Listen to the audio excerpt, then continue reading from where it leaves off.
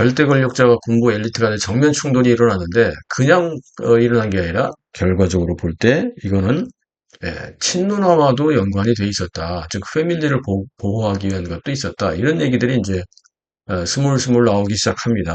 네.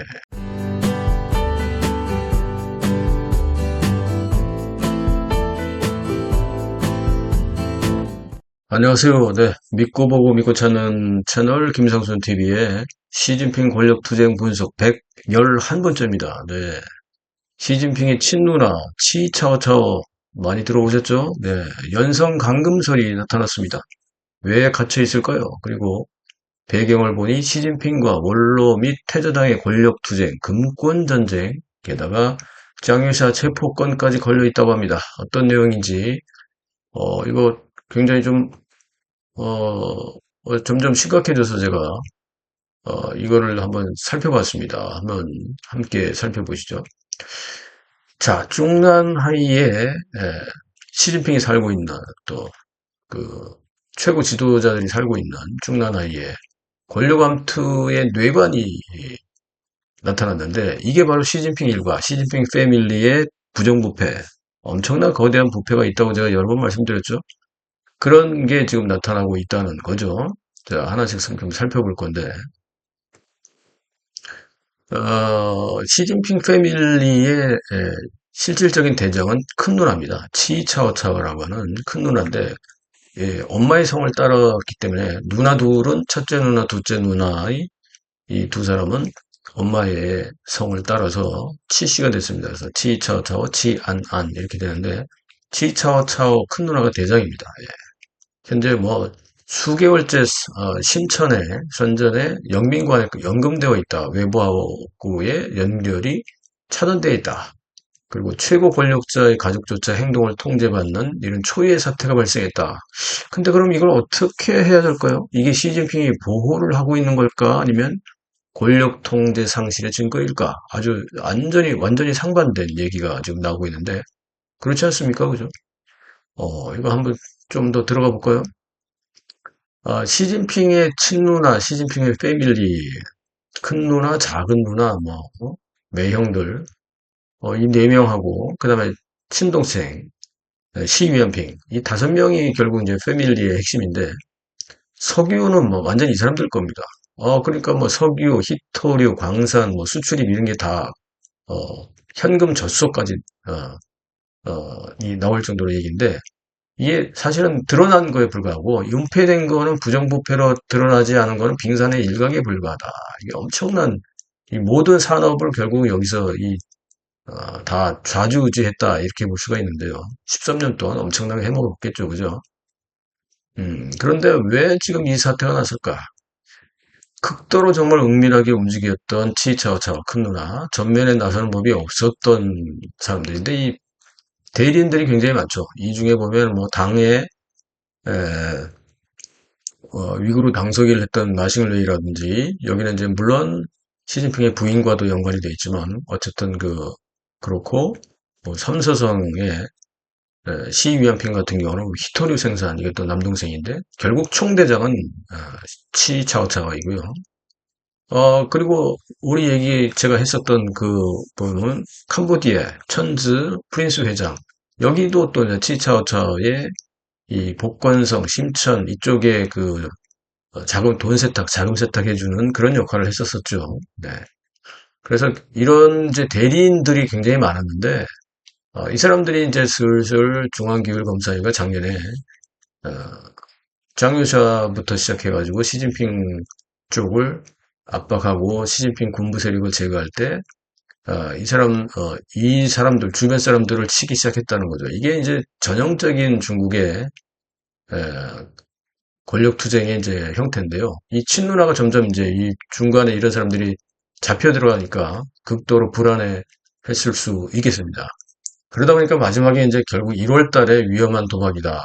그래서 시진핑이 결국은 못 참고 장유샤하고 류전리를 체포를 시도를 했고 결국 이걸 성공을 했죠. 어쨌든 절대 권력자와 군부 엘리트 간의 정면 충돌이 일어나는데 그냥 일어난 게 아니라 결과적으로 볼 때 이거는 친누나와도 연관이 돼 있었다. 즉 패밀리를 보호하기 위한 것도 있었다. 이런 얘기들이 이제 스물스물 나오기 시작합니다. 네. 재밌어지죠? 그러니까 가족연금을 하기 위해서 계속해서 시진핑의 그 약점은 결국은 시진핑이 부패로 정권을 잡고 막 하고 있지만, 그러나 반대파들도 그 숙청의 빌미를 부패로 하다 보니까 가족들을 많이 또 알고 있는 게 많으니까. 그런데 이게 점점 위험도가 내려가면서 군부 숙청 쪽에서 계속 해나가다 결국은 요 시점에서 1월 달에 당해버린 거죠, 이제. 예, 그래서 장유시와 유전이가 체포되고, 그 이전에도 차오차오는 이미 그 연금된 시점이라고 합니다. 그러니까 미리 보호를 해놓고 장유샤와 류전일을 체포했다, 이렇게 이제 해석들이 되고 있는데, 이게 도대체 그 반면에 생각해 보면 반대파들이 여기를 지금 과연 집어넣은 건지, 혹은 이제 금방 설명드렸던 대로 시진핑이 이거를 보호하기 위해서 미리 같은 경고를 시킨 건지, 이건 아직 불확실합니다. 어쨌거나 지금 결론적으로 지금 보면 중앙군사위의 정치공작부 산하에 국방뉴스 전파센터라고 번역할 수 있는 이런 데에서는 지금 침묵 시위가 계속 일어나고 있다고 지난 시간에도 제가 말씀을 드렸었습니다. 그래서 그냥 침묵하면서 거의 뭐 그 시진핑의 명령이 묵살되고 있는 그런 상황이라고 말씀드렸는데요. 게다가 또 지금 나오는 걸 보면 이번에 보면 요번 이제 구정이죠. 구정 춘절 기간 동안에 보면 시진핑이 이제 뭐 정치 쇼 한다 이거지. 이런 데 가서 이걸 돈을 주고 샀다. 뭐 이런 데 이걸 막 띄우죠, 사실은.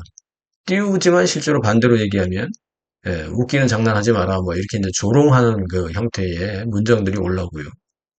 또 마크롱이 당시에 방문을 했죠. 얼마 전에 프랑스 대통령이. 그런데 그 좀 이상한 장면이 나오거나 이러면 이거는 삭제해 버리는데 이때는 그냥 내보냈습니다. CCTV에서. 그러니까 이것도 결국은 시진핑의 권위가 그만큼 떨어졌다고 볼 수 있고, 더 이게 그 결정적인 거는 펑리위안 여사가 나왔던 장면이 아예 그냥 일방적으로 삭제가 돼버렸습니다. 이런 케이스는 없죠. 예. 그러니까 결국 이제 군부뿐만 아니라 당에서도 내부의 언론 전쟁 중에서도 지금 군부와 당의 내부의 그 시진핑과의 갈등이 좀 더 강화되고 있고 커지고 있다, 이런 말씀 제가 드렸는데, 이런 것도 볼 수 있는 거거든요. 어쨌든 지금 시진핑의 최대 약점은 시진핑 패밀리들입니다. 큰 누나 부부, 작은 누나 부부, 남동생.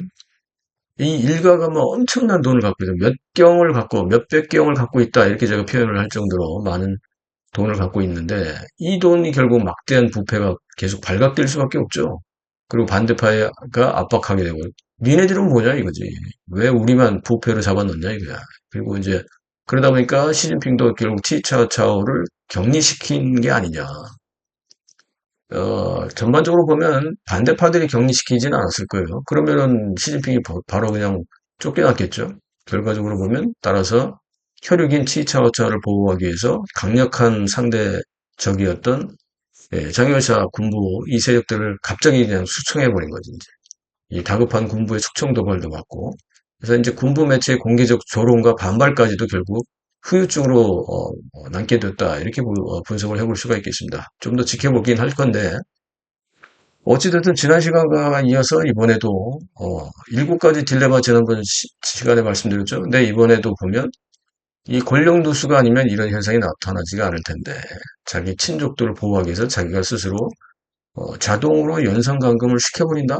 이거는 이미 중난해의 밀실이 통제 범위를 벗어났다, 이렇게 볼 수 있고, 어찌 보면 권력의 붕괴의 스타트가 장효샤의 체포로 인해서 이루어지는 후유증들이다. 그래서 첫 번째 도미노는 장효샤가 체포된 게 저도진 게 아니고 시진핑이 이겨도 이긴 게 아닌 첫 번째 도미노 패가 넘어졌다.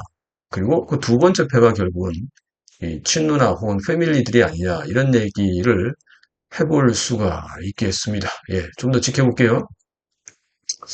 자, 이게 뭐 심각해졌어요. 얘기가 점점 이상하게 심각해졌는데, 여러분들 지금 뭐 우리 지금 어떻게 생각하십니까? 지금 이제 우리가 시진핑이 권력투쟁을 과연 성공했다. 그리고 뭐 최근에 또 많은 사람들 숙청해 가면서 자기들 패거리를 좀 들어 앉히고 있긴 한데, 승자의 저주, 뭐 패자의 저주 이렇게도 나올 정도로 지금 굉장히 혼탁스러운 상황까지 가고 있습니다. 게다가 이란까지 지금 뭐 트럼프가 때려버렸기 때문에 이란 전쟁이 끝나면 그 다음 타겟은 어디가 되겠습니까? 예.